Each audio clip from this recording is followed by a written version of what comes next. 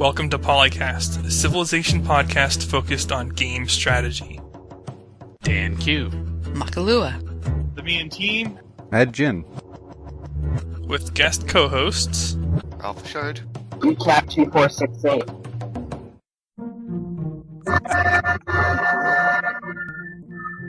Alright, so alongside the ice cream cone machine running in the background, he had one other suggestion. This is episode 183. I'm here with Dan Q. Let's find a replacement. Makalua. Oh, now I have to drink double the coffee. The Me and Team. Welcome, subjects, to the Kingdom of Ownage. Guest co-host, Recap 2468. Audio problems for the win. Yeah. He mostly doesn't do it when he talks. Mostly. Some occasional exceptions to the rule. But rules were made to be broken after all, especially if you're an AI. And Scott. Yes. Yeah. That works. Nice intro, Scott. Well done.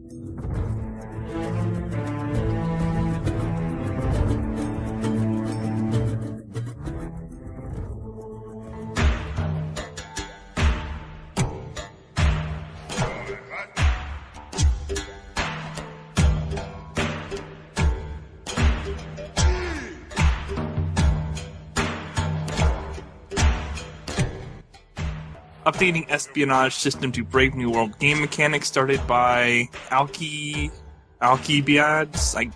Oh, yeah. I can't get away from these usernames that I just butcher the pronunciations for.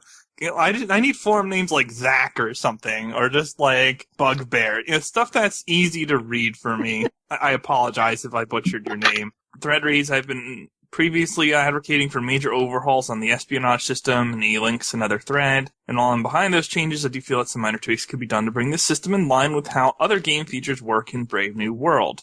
Okay, so a couple of his suggestions. First of all would be to change spies to work like caravans, and that you have a maximum cap determined by your era, possibly other factors as well, but you still have to produce them. Feels it would be an improvement because it would make espionage something that requires investments, and it would make loss of a spy significant. Another one that he is suggesting is to change tech stealing to work similarly to science flow from trade routes. This would work so that you could get a per-turn tech bonus when researching a technology at the Civ where you have your spy knows. The bonus would be something like 5% of the tech cost. That, I think you would have to tweak that heavily.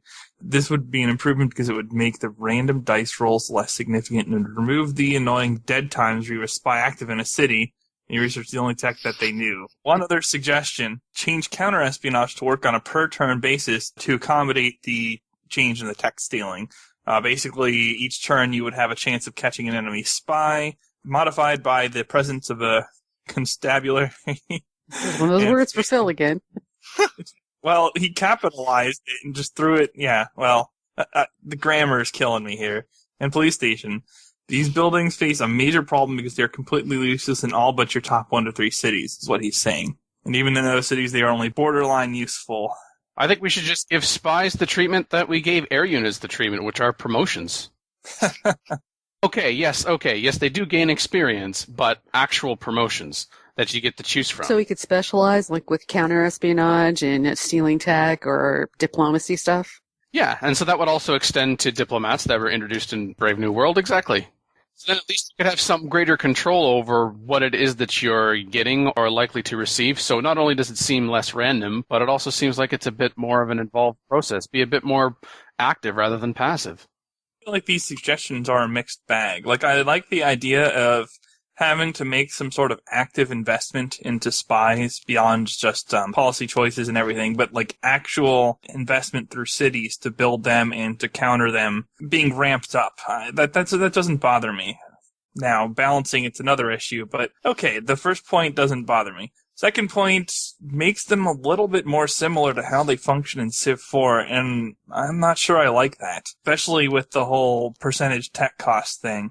I don't know, like, spies tend to be a catch-up mechanic, right? So I do hate those dead times where you're just sitting for 20 to 30 turns and then you get absolutely nothing when you research the last tech that Civ has, despite the 20 to 30 turns that you spent having that spy there when it could have been doing something else. Maybe just some bonus research points? It's not like that's the only thing you can try and do with the spy, though, right? Well, I think what he's referring to is that you're only like 1 or 2 techs ahead of somebody, and in the 30 turns it takes your spy to espionage, steal something, you've researched the 2 techs, and then you have nothing. And you've wasted 30 turns with that spy. So something is returned even if you got like half the value of a tech or a third or something. Maybe if you can't steal a tech, you can steal something else like money or sabotage buildings or sabotage production. Well, okay, but that's a separate mechanic. We're referring directly to tech stealing here. But, like, if you know you're going to be able to steal something, and especially if you can only steal one thing, there's only a few bottlenecks, really, on the tech tree where you would be forced to research the thing you're attempting to steal. And let's be honest here, you can plan around stuff like that. I know that I probably wouldn't in any given game because I don't have the patience to plan out micro so far in advance, but your very elite players will plan that kind of stuff, so they'll know where the AI is going with this and whether or not they can steal this stuff. And if you put in the effort, you can do that. So what is the major benefit to basically stacking espionage on top of research on a tech you're currently researching? To me, that makes the mechanic less different from alternatives and more similar. You just get a research bonus. All of a sudden it's like having a library or whatever.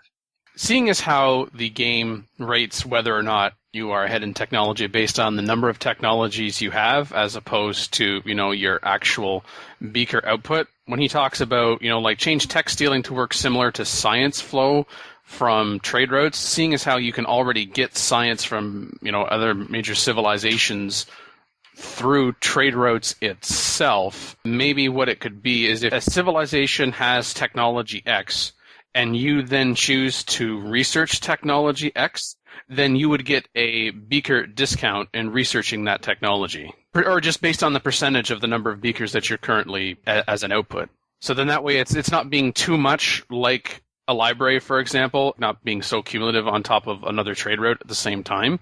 We also need to keep in the back of our minds that this is primarily a single-player game, and if we're going to introduce a mechanic, admittedly, what's the likelihood that the AI is going to be able to take advantage of this too? So I do make this recommendation in mind, thinking I don't know what would be involved in terms of the programming to get the AI to recognize that, which I guess could essentially be, how do I know if I'm getting that discount, Dan?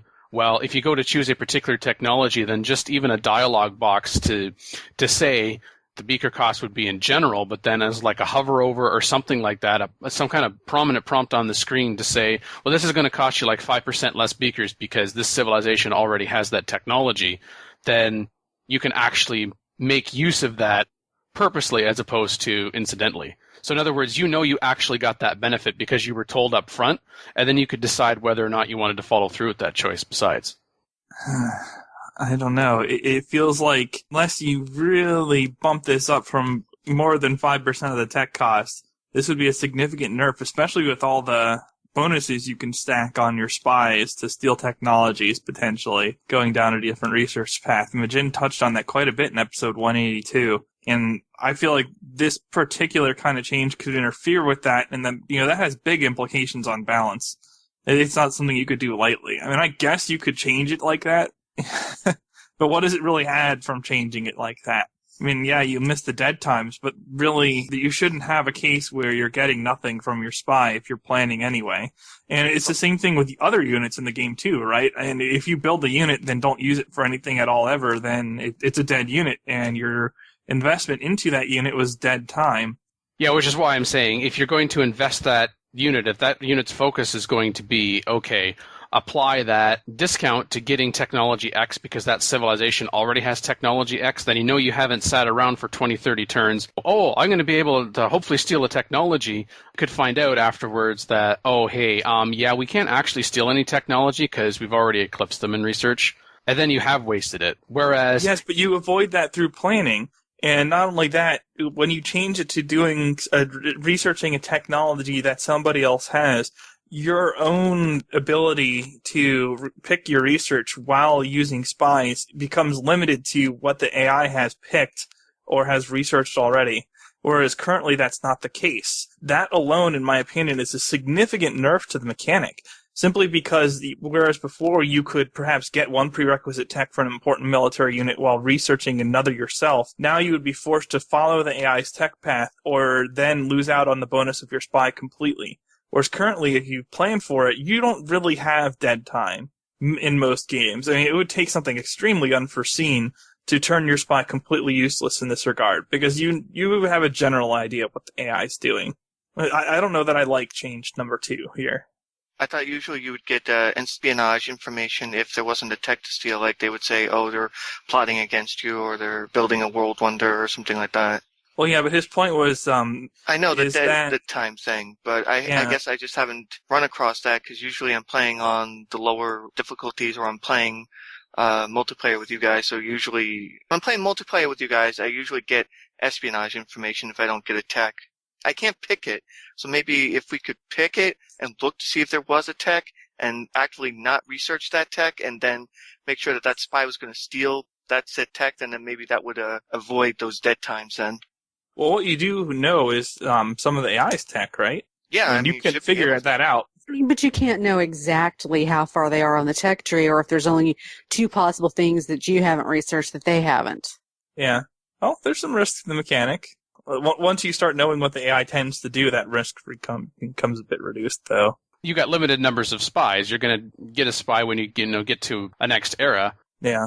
You could also say that to avoid that kind of being like, oh, let's have like a cumulative effect. Like if I know, this civilization has technology X and I want that, if I place my spy in the capital and then I place it in their second city and their third city, then I can get like an even bigger discount or something like that, because then each spy would be giving you a discount on that technology in the civ. No, I think it should be, it must be and only be in the capital, for example, to avoid that from somebody saying, I can see how I could abuse this. And this would just be combined with the benefits that you're getting already. Because, yes, there are times where it is very purposeful, and you know that you're going to be able to get some technology. You know that you're going to be able to, at any time look inside their city. You're going to get intelligence in X number of turns, even if you're not going to be able to steal the technology. So it's just to add to something that we already have, but at the same time not make it too strong that it feels like you're stepping on the toes of, other things that you can do in the game. Yeah, I think maybe being able to look in and see if they have a tech to steal. That way you can plan better to avoid those dead times. So because I know in the previous versions when you went in there and you select steal tech and you would have a selection of techs to try to steal, say, okay, try to steal this tech, and then you have to wait 13 turns or something just to see if he was successful in stealing that tech. That way you don't have to research it the hard way and then end up with dead time. To be clear, though, I would not be in favor of, hey, let's have what we had in Civilization 4 and let's poison the water supply. Let's spread discontent. No, don't do that. Well, I want... You guys don't know the extent of the potential of spy abuse in Civ 4. Some people could say, okay, well, folks, it didn't work very well in Civ 4, but maybe it would work better in Civ 5 because it's a different game. No. Yeah, just destroy their national wonders. That'll be popular. Yeah, I do miss buying cities outright in Civ 2. That was fun. Civ 2 well, that was cool, but not very balanced, but cool. Want to put this in a scenario? Go for it, but in the base game, no.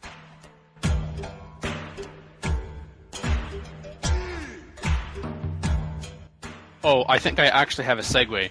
Speaking of an issue, the next topic, I got an issue with what this person has to say. So do I.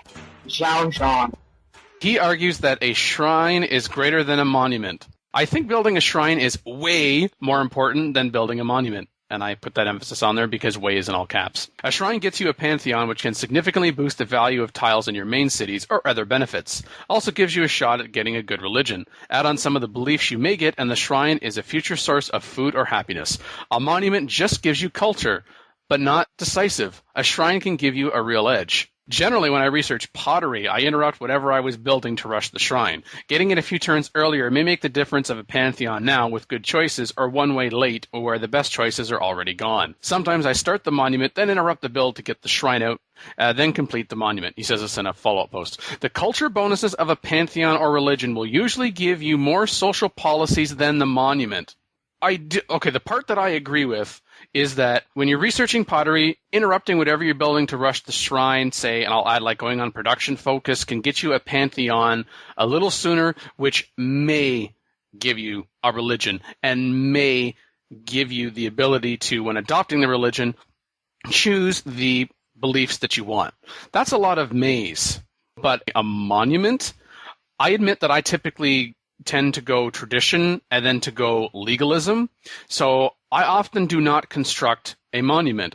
Often, unless for some reason I find, culture from a ruin, my shrine will be constructed before my monument by a few turns, because one of, if not my first technology research, is pottery. And then, yes, whatever it is that I'm constructing, I will switch over and go on production focus, because that can knock you down, say, on quick speed from even like 5 or 6 turns down to 4, and that can make a difference. But a shrine is not greater than a monument in terms of what it can give you. And it's definitely, to me, not an either or. And I think it's actually even difficult to say that monument is greater than a shrine, because to me, you're not really comparing like things, first of all. It's not like you're comparing 2 different culture buildings that you could build, either one or the other. But if you are just going to have one or the other, a monument is the better investment, because you know that from that point and throughout the rest of the game, it is going to be generating culture for you. So worry about, I just quote-unquote got a pantheon out of it, but I didn't get a religion because they were all taken.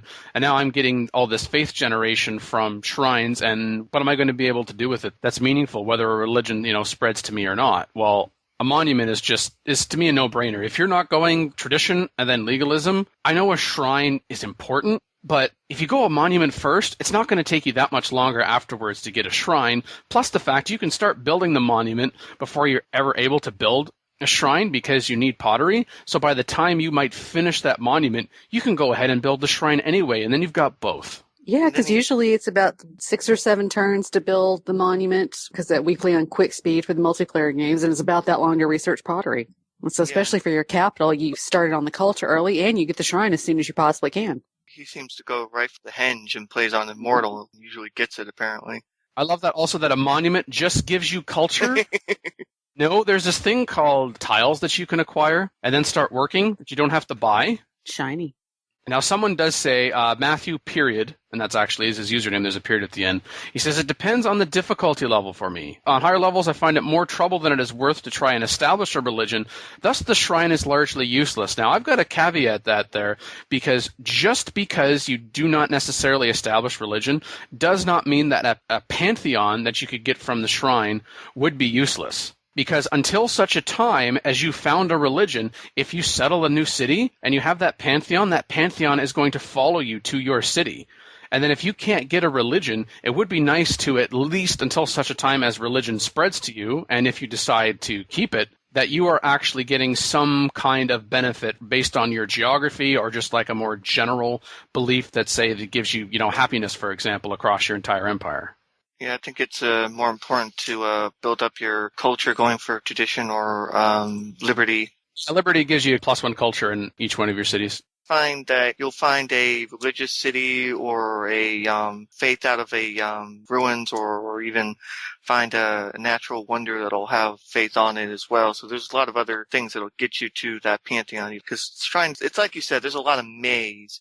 There's too many ifs with the shrine, and there's no ifs at all with the monument. It will give you culture, and it will open your tiles, and it will help you open your social policies. And so, yeah, I think you're right.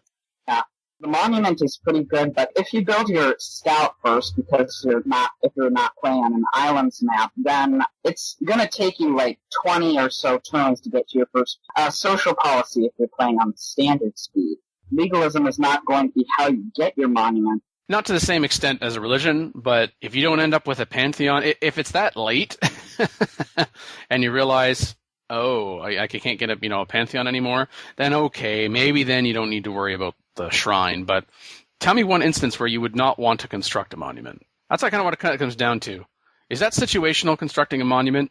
Maybe when you construct the monument later in the game, maybe that might vary, or whether you buy it later on or something like that. But it was funny how I was just thinking today how, like, in Civ 4, it would be situational with me if I was going to make a monument or not. But now in Civ 5, it's like, I always build a monument. It's like, you have to. It's a requirement to get all your cities to expand their tiles.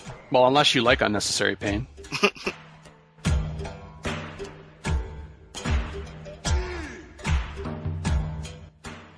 I think I see a nice segue here. Speaking of religion, Nice. by Marshall M. I actually got a pronounceable use. Maybe Phil should have done this one. No. See, we have to be nice to our first-time guests because, we'd like them to come back, possibly. Besides, then I'd miss out on my calling card of completely butchering names, among other calling cards of Phil. Well, that's true. How else would we otherwise know that Phil's on the call? No, just kidding.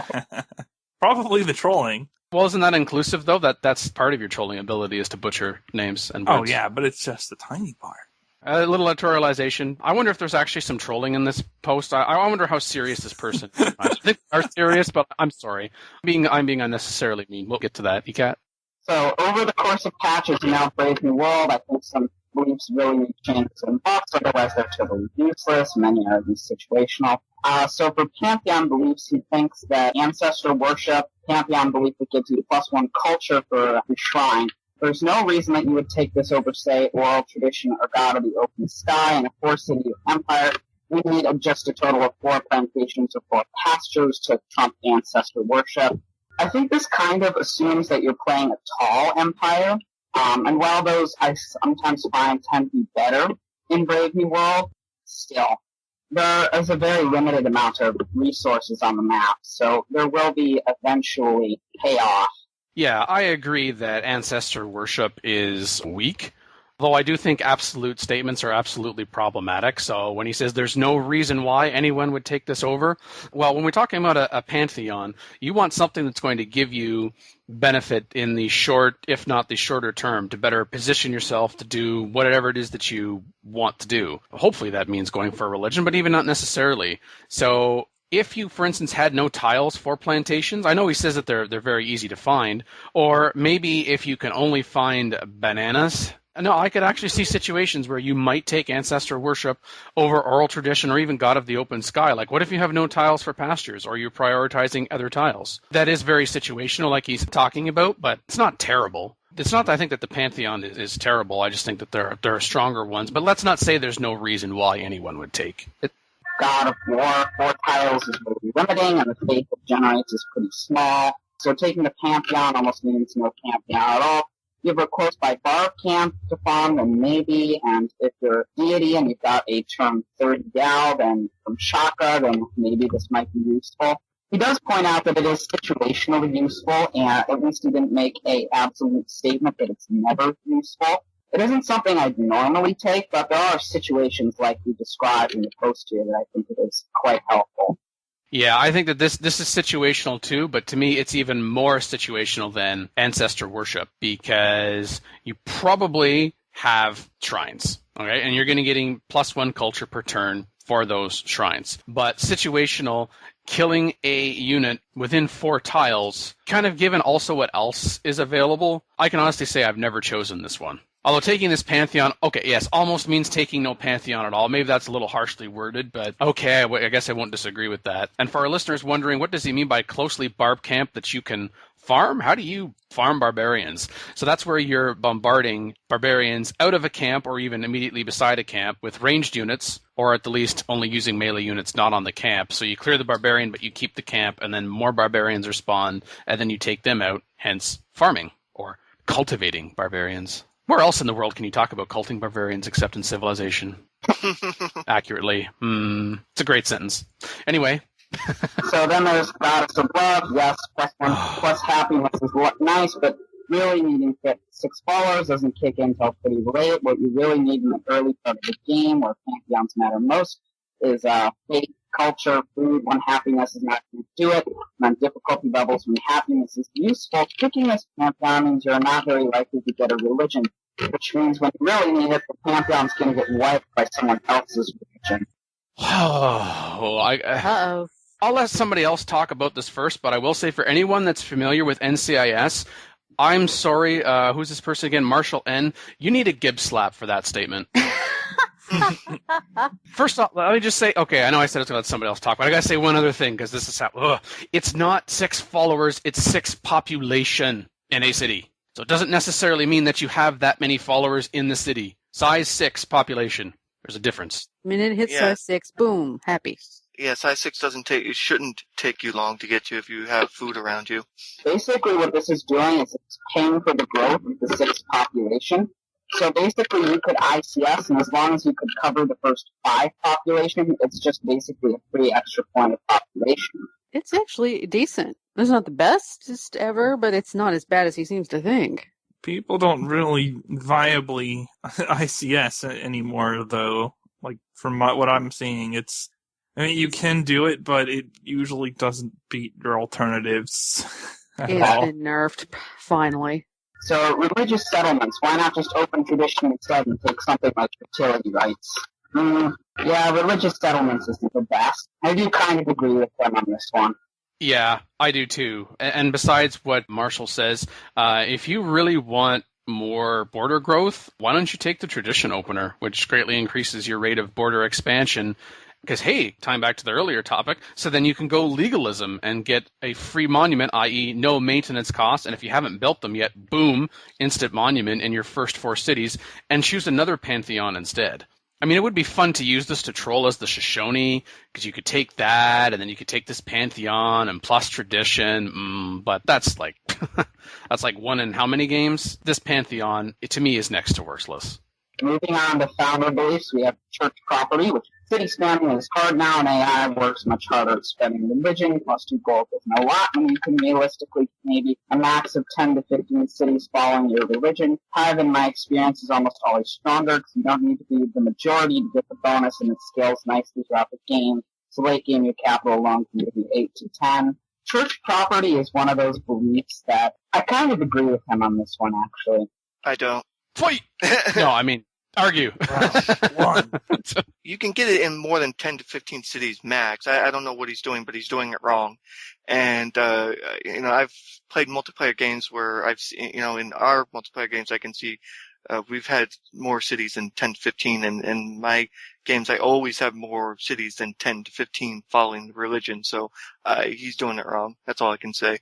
I think taking this belief depends on how well you think you can spread your religion. Like, if you took you do that have to work for it. folklore at the beginning and you got really a high faith generation, then I can see a good reason to do this because you'll be able to spread your religion far and wide.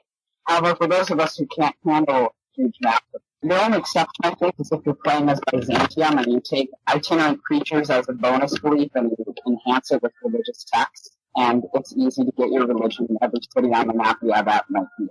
I agree when he says here that it might have, the church property might have been good in pre-Brave New World days. I think that church property is hurt a little more post-Brave New World than even Goddess of Love is.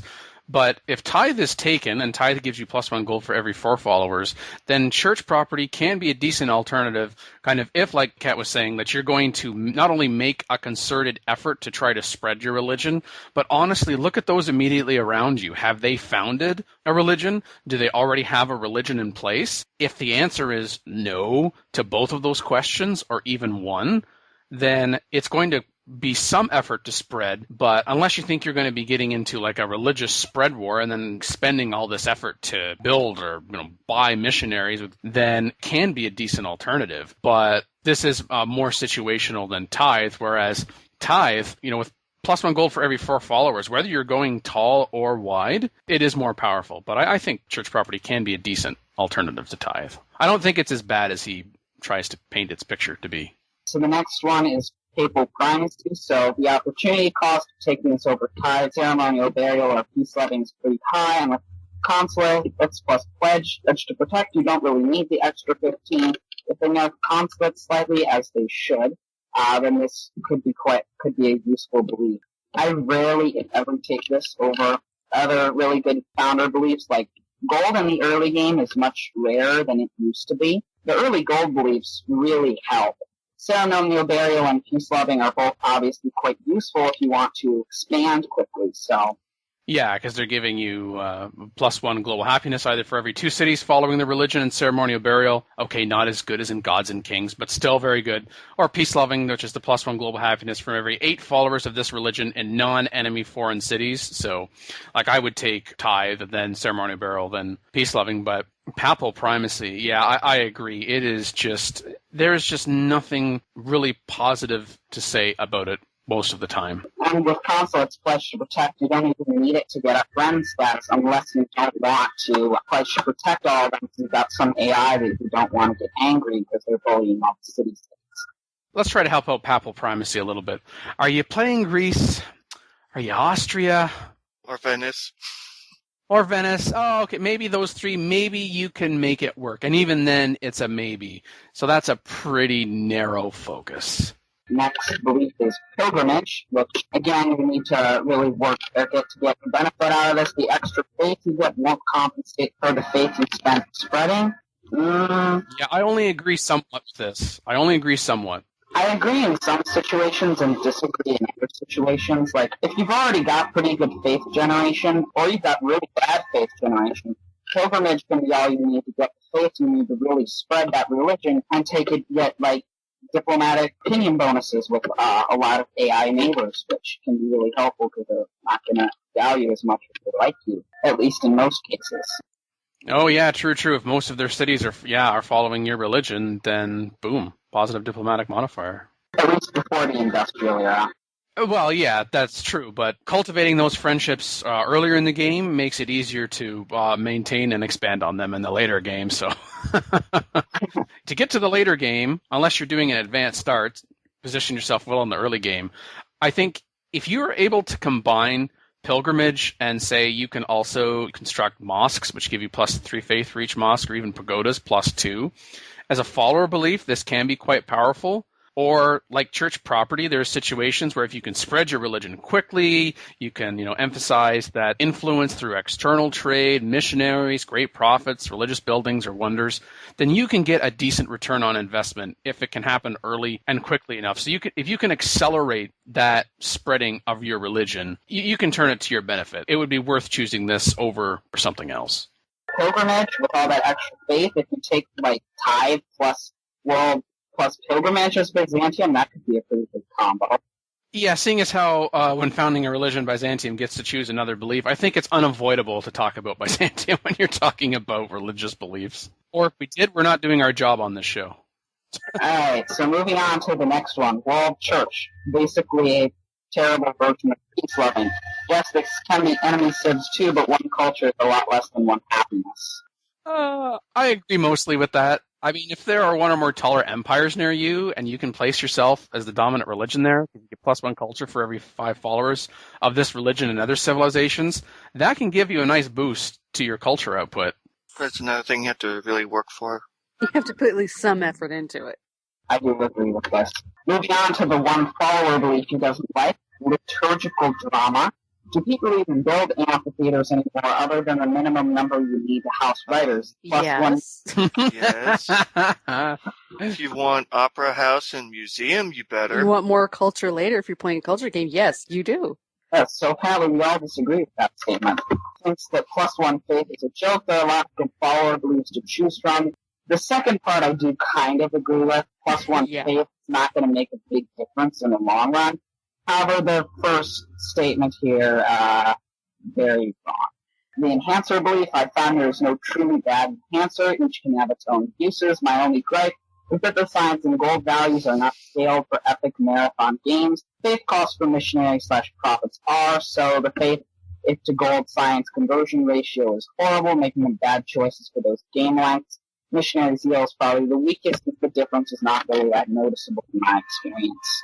Kind of like when we were talking about ideologies last episode, we're like, level 2, level 3, where there really is no bad ideology at that level. It's a good thing that there's truly no bad enhancer because you got the pantheon, you got the religion, now you've got enough faith in order to get an enhancer. I agree. And the one Reformation belief he thinks is bad is religious fervor. Between great person and unit, it's hard to justify buying units when the faith's cost is so high, and you can buy an engineer or scientist or a musician or whatever. You have to be really desperate to use it to buy units, maybe if the cost comes down. I have to disagree. I found it useful to buy those late units because the great people get more and more expensive, and military units tend to stay around the same. And yeah, it's like he thinks those are expensive. Have you seen how expensive the great people get after a certain point? Very expensive. Like 6,000 faith. What the crap? Yep. I need to have maybe 100 faith generation to realistically see myself buying that one. 4,000 faith plus the 5,000 or so that you've already spent buying great people, so that's 9,000 faith. Yeah, so what Mackie Scott and ECAT are saying is when it comes to buying great people with faith, inflation is a bit. Yes. Very much. Diminishing returns. I realize that's working as intended, but it's just like, no, I need this one last person at this type, and it's going to cost me so much. Ah!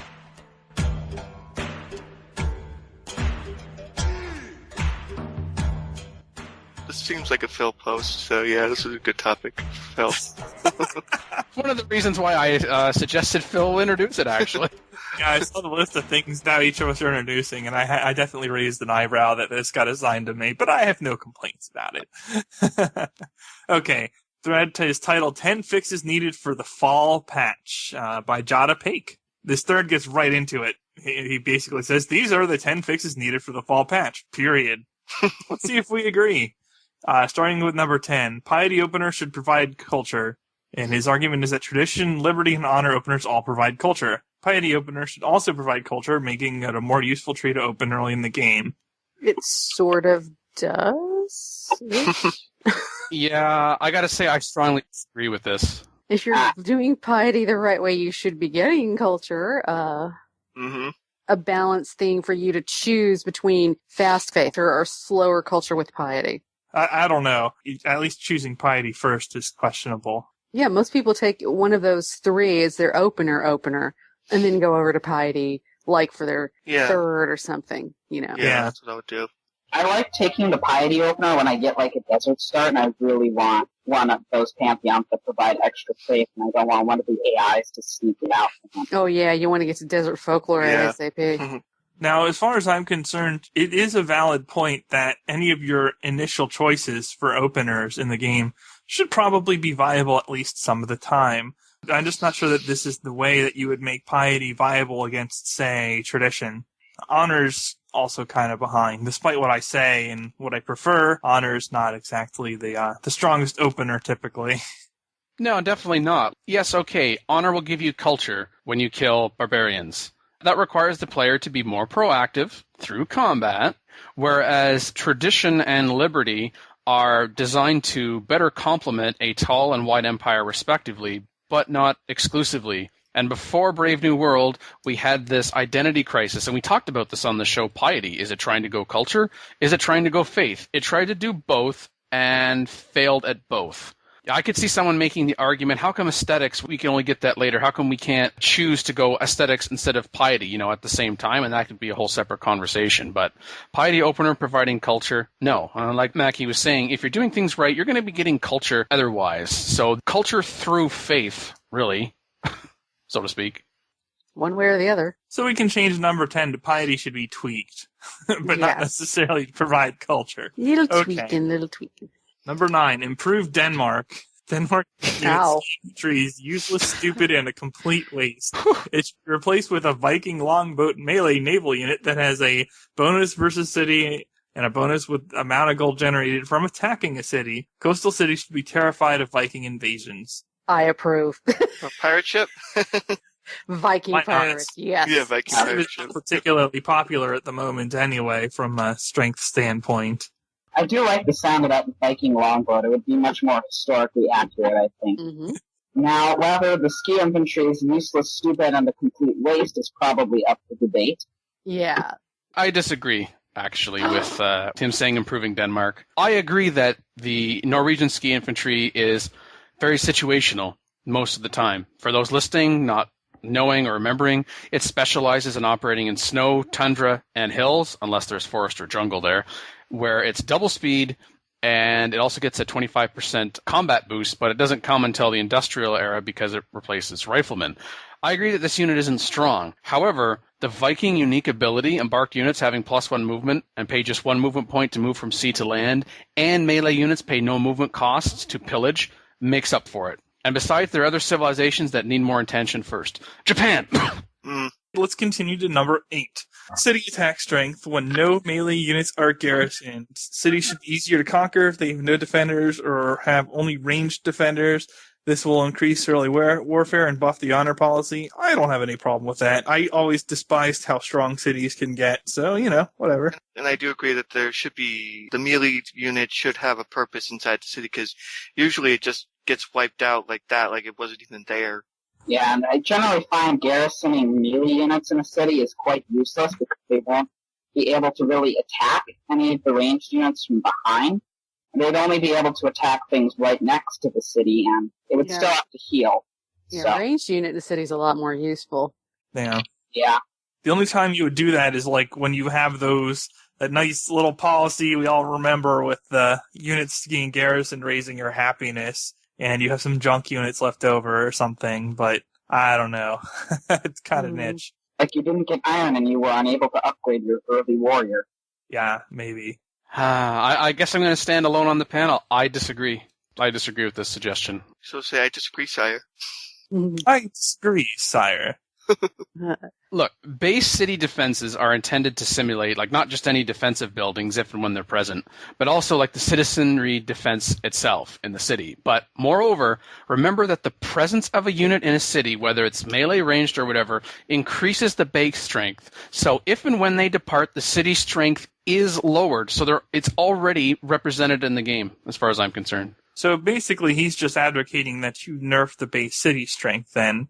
And there, too, I don't have a problem with that. I think that actually surviving should require investment in military, and increasing that slightly is not necessarily a bad thing. Especially early war now is been quite nerfed down anyway. Which is why I disagree with this, but not strongly disagree with what he's saying. After all, the citizenry were not particularly effective defenders for much of history, with some exceptions, but generally speaking, not so much. Maybe having units in the city should provide a bigger bonus than just 1 or 2 extra combat strength for the city. I don't know. It's not that hard to stuff something in the city. But if you're meaning, like, the city is weaker without units, and then it gets buffed up to, like, current values if a unit's in it, I guess I could see that. Man, hitting on the flanks would be nasty. That'd really up the surprise attack. I guess we're down to number 7 now. Add new luxuries and new bonuses. Well, okay. Civ should be encouraged to settle far-flung colonies for new luxuries and bonuses, where tea, coffee, apples, really apples, mangoes, rice, what? More luxury bonuses will buff wide players. Luxury things and apples. Rice? Well, apple is for food, I guess. Corn? Yeah, I guess as a bonus, sure. Like you get, apples, yeah, rice. apples in a forest, okay, maybe. That's fine. Bonus That's fine. food. You get a little extra food from it. It looks different. It's cool. Yeah, but definitely, where's my coffee? But no, seriously, both the coffee and the tea historically were big trade things, so why aren't they in there? And it wouldn't hurt to bring back rice and corn for extra food, especially on, plains. Yeah. Plains could really use a box. We already encouraged in Civ 5 to settle to get luxuries and bonuses. I can see the arguments for, like, adding tea and coffee, for example, but just, like, adding new luxuries and new bonuses, period. I mean, assuming with the luxuries he's talking about more happiness. Well, let's see. How else can you get happiness? Buildings, wonders, social policies, religious beliefs, ideological tenets. So I don't strongly disagree, but I do disagree. He does specifically say to buff wide players, as in looking for more cities. Number 6, make AI calculate 1-to-1 luxury trades for We Love the King Day bonuses. I have Pearl, but I need Silk for We Love the King Day. Alex has Silk, but needs Pearl for We Love the King Day. Even trade is clearly reasonable if we are friendly with each other. Finally, I agree with something. I agree with this. Yeah. This is not just beneficial to the player, but also to the AI. Like, the AI should not spite itself for this. I really hate, like, they have multiples of an item, and I have multiples of an item, and I want to do this 1-to-1 trade, and they won't do it unless I give everything for this one freaking luxury. It's like, what did I do to you? What did I do to you to make you so angry at me? Maybe it's one of those cases of them being fake friendly or something. Because they're about to attack your face. Well, okay, so then there'd be situations, but it's just like consistently every single time. Even when they don't attack my face afterwards, they're still like, nope. 1-to-1 luxury trades are pretty reasonable. I don't know how you wouldn't do them normally. Yeah. It basically puts the two civs making the trade ahead of every other civ at the fundamental level. The AI is actually a lot better with one-to-one trades already, so it's kind of sad that this isn't here, as opposed to, in a single trade dealing with multiple items. Like, as an aside to this, anyone notice, I would like to trade, say, gems and cotton for fur and citrus. The AI's like, no. But then if you do the one at a time, how about the fur for the gems? And then you do the other trade afterwards, then they'll agree to that. If you do it as separate deals on the same turn. What the heck? Do you have difficulty multitasking, AI? That's sad. I'd actually like to see that fixed first. These commodities should have some sort of value attached to them that should not be altered by combining them. Yeah, like AI, you do not get more points in the game because you have 2 smaller trade deals with me instead of 1 larger one. What is your problem? Number 5, Lake Victoria is not a mountain. I strongly agree with that. Yeah, this is probably the best one on the list. I don't know about this one. I might have to disagree. Is it on a mountain, perhaps? Let's actually have Lake Victoria, I don't know, be a lake. Oh man, as much problem placement as we have with it trying to put down Krakatoa, can you imagine it trying to find a lake to put Lake Victoria in? You know what they should do? Make Lake Victoria something else each time that isn't a lake. Just constantly rotate through like complete nonsense to represent. It's a hill. It's a river. It's a marsh. It's a ruin. Just put a GDR there and call it Lake Victoria. Ending unit turn on top of enemy caravan should auto-plunder. I question the grammar of the statement. Anyway, I shouldn't be required to station a unit 1 hex in front of a caravan or land on a caravan with an extra movement point to plunder the trade route. If the trade route auto-plunders when the caravan runs into a unit, it should auto-plunder if I end a unit's turn on top of an enemy caravan. Agree. Yeah, the AI gets this, why don't we? Yep. I call shenanigans. Number 3. Archaeological digs shouldn't destroy great person improvements. Doesn't happen very often, but yeah, that's kind of what. Yep. I think the better question is, what should it do if there's that? Then I would say that... mild enhancement to your great person thing? Yeah, that works. I mean, yeah, archaeological digs destroying great person improvements, that's kind of a very minor, why the hell are you still playing this game? Play this long in this individual game. You should have started another one. Like, give you only half of what you get to put a landmark there. There you go. Sure. I can agree with that. OMG, Mackey's applying logic. All right. No ways. Number 2, add more World Congress abilities. We need more interesting choices with the World Congress. How about forcing the liberation of a city-state or dead Civ City? How about banning a certain unit type? How about buffs to trade routes, unit abilities, or buildings? Banning a certain unit type. There are no workers. No workers at all. Get off the world. Now we start pillaging. No. Forcing the liberation of a city-state or a dead Civ City? No. This is a game. Troll. Yeah. That's awful. Should be more World Congress abilities, I think, but not specifically the ones he mentions here. Yes, that. Well, I like the idea of banning workers, but aside from that. In Phil's world, it's just a warm nuke. Who do we need workers for? There's nothing to improve. And then finally, improve diplomats and improve spy. Diplomats should boost trade offers beyond World Congress voting. You should be able to trade tech, buy and trade resource bonus. How to use diplomats to buy World Congress votes. That location should be visible to the player. Spies should be able to assassinate diplomats, conduct attacks on cities, and give bonuses to military units attacking the city. We already discussed improving spies. He has some different takes on how one would improve spies. I don't know about actually giving the spies the ability to attack a city. That sounds like a military unit to me. Yeah. But having them alter the defensive capabilities of a city in some way is plausible. Yeah, this is not Civilization Revolution. Spies are your only military unit. Just take all the empire. In Civilization Revolution, if you moved a spy into a city, you could have it destroy all defensive buildings. Nice. So, no. I don't know if I'd advocate going that far. Just if you give them other things to do, it's not necessarily bad. It just depends what you give them.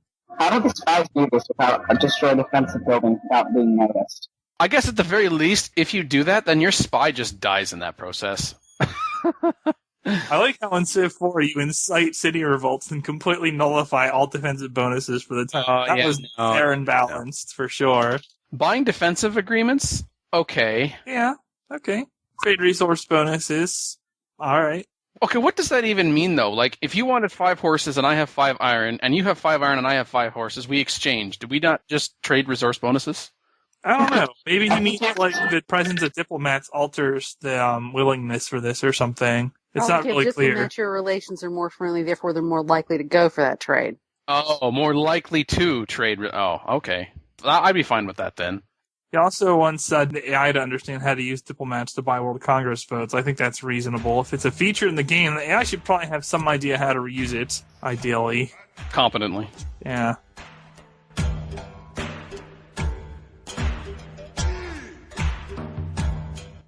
This thread started by El Caballeron. What Civ could learn from Settlers of Catan and Victory Points. And it says, okay, is it safe to say that the most people here have played the board game, also available on iPhone, Settlers of Catan? It's a game about colonizing a small hexagonal island and harvesting its resources. Sounds dull, but is actually the most amazing thing ever. It just made me think about something. I have always found early mid-game Civ to be absolutely engrossing, but I always played as a sandbox with no concrete goal in mind. I'm content to build and grow my empire in whatever fun ways I can, but always feel rushed by the end and its need to capitalize on one victory condition. Catan is a great game because all of the players need to have 10 victory points, which range from several different conditions. I have played games where player A appears to win by having 9 visible victory points on the board, only to have player B with only 6 visible points totally whoop ass by unleashing strategies in his turn, giving him 4 points. Civ doesn't have this, but it should, in my honest opinion. A Civ should considered a winner for several reasons, and these reasons could appear as possibilities as the game goes. For instance, Civ can start with absolutely no victory condition in mind, but these victory conditions appear as the game develops, perhaps pulled from over 100 different conditions. Then the players must have accumulate victory points, allowing them to let the game tailor their victory condition. Some ideas, each worth 1 victory point, and randomly appear as condition progresses. Ideally, there would be 100 conditions. It's a lot. And these have expanded every time there's a new DLC. It would help to make the game more organic and less playing in a specific style from turn 1. Thoughts? I believe that, yes, Civ can learn from Settlers of Catan and victory points. However, having victory points in Civ like we have in Settlers of Catan, I'm not so convinced. What I think is that I like the idea of having a dynamic system like this. Maybe if there was a mission system where you were given this mission that you could do and you got like some reward for completing it, like a bunch of gold or a bunch of faith or some bonus for completing these, but not necessarily directly victory. I like that a lot better. Rather than having it just be generic victory point, you get something that's worth it. Very good, perhaps, depending on what you're accomplishing. That is a significant contributor to one of the victory conditions, ultimately, but you still have to reach those victory conditions.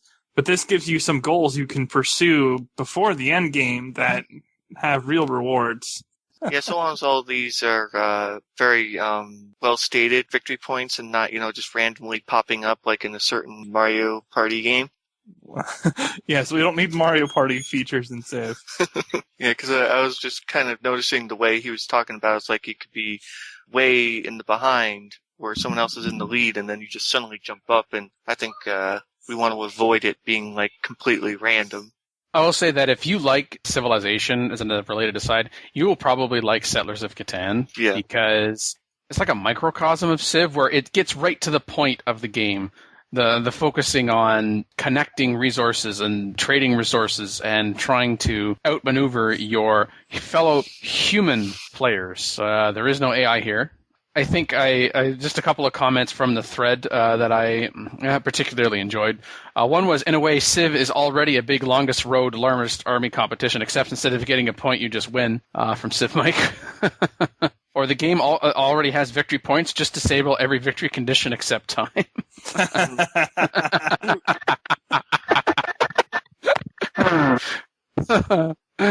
Or El Caballero had said, another reason, I bring all this up is because in real life, our ancestors weren't trying to get a domination victory or a science victory, and Drelix says, our ancestors weren't playing a game. True. How do you know?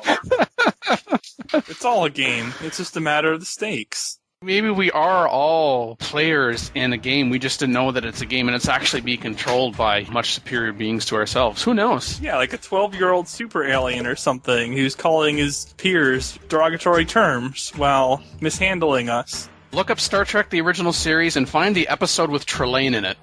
Oh yeah, the one that people like to call Q before Q was there. Call in today. In North America, the number is 301-637-7659. That's 301-637-POLY. In Europe, 44121-288-7659. That's 44121-288-POLY. The only thing worse than being talked about is not being talked about. For more information on PolyCast, Our sibling shows Modcast, Revcast, and Turncast, or about PolyCast in general, Log on to the series' official website at thepolycast.net.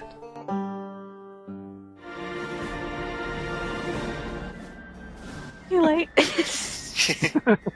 It's too late to save ourselves. Too late, we've seen everything. Too late, we've said everything. Oh yeah, it's better. that's never true. Anyway, this has been episode 183. I'm still Makalua, and of course, always with us is Dan. I spy with my little eye something that is squared. You? Is this a mirror? The me and team. My empires are wide and expansive. He always manages to make that sound not like it should. And our two guest co-hosts today, ECAT. I need to fix my audio issues sometime. Yeah, and turn off the ice cream machine in the background or something.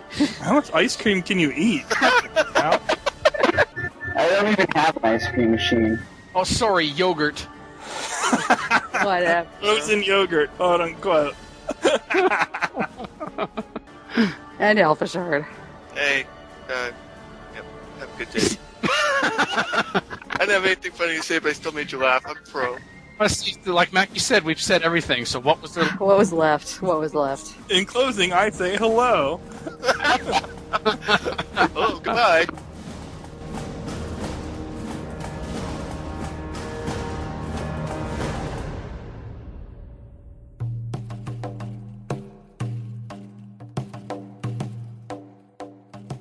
Let's see if I can pronounce the username properly, otherwise I'll join the club of Phil. Zio Ziong, maybe the X, one or more of the X's is silent, I don't know. Double X, that's your new username, please don't take offense. You definitely just joined the Me and Team Club. Mm-hmm. Double X. You really did.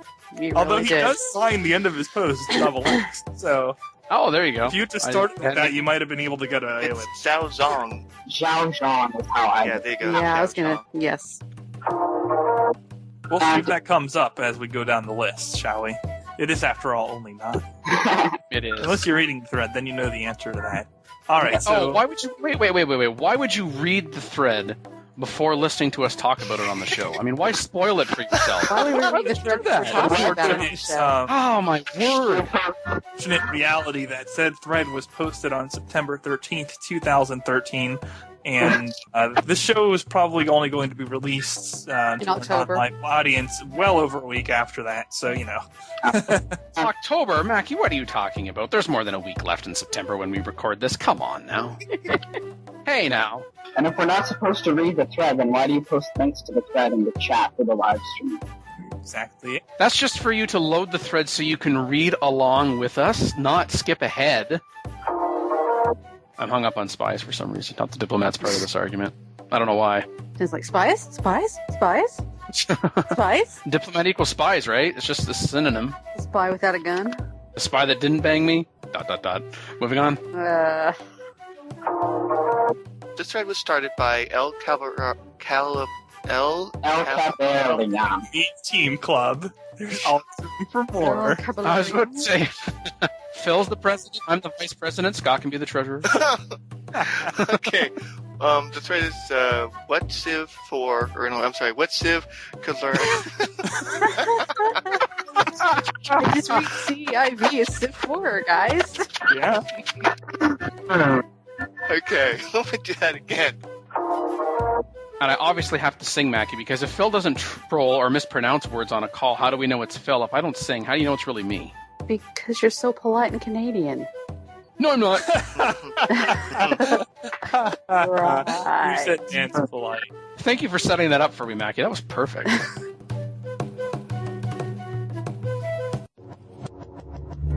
Record date September 21st, 2013.